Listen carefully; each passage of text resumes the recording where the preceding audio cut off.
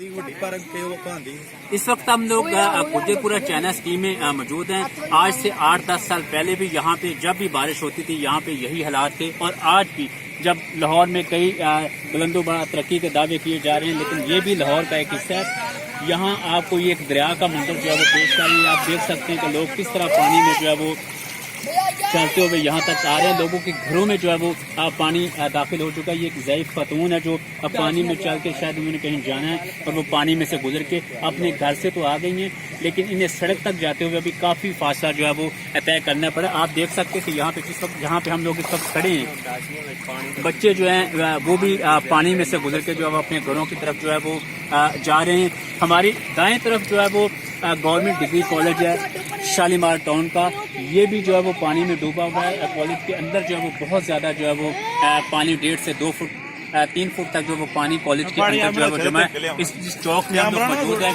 यहाँ पर भी आप देख सकते हैं कि हम लोग खुद जो है वो अपनी गाड़ी पीछे छोड़कर सड़क पर अंदर आए हैं, और जहाँ पे पानी में खड़े होकर जो है वो दिखा रहे हैं कि लाहौर में जो पिछले 8-9 घंटों से जो बारिश हुई है उससे अब क्या हालात हो चुके हैं। लाहौर जो है वो ये इलाके जो नशेबी इलाके हैं, बिल्कुल रावी के करीब का ये इलाका है, लेकिन यहाँ पे जो है तालाब और दरिया का मंजर जो है वो पेश कर रहे हैं। लोग अपने घरों में बंद होकर रह गए हैं, और यहाँ पर हमें अभी तक वासा की कोई टीम नज़र नहीं आई कि जो ये नज़र आ रहा हो कि यहाँ से पानी जो है वो निकल जाएगा। इस पानी ये खुद ही जो है वो दरिया के करीब इसका निकास है, और वहाँ इसको 1 दिन लगता है, 2 दिन लगते हैं। खुद ही पानी जब यहाँ से उतरेगा तो लोगों के लिए जो है उनके मामूलात जो है वो मामूल पर रहेंगे।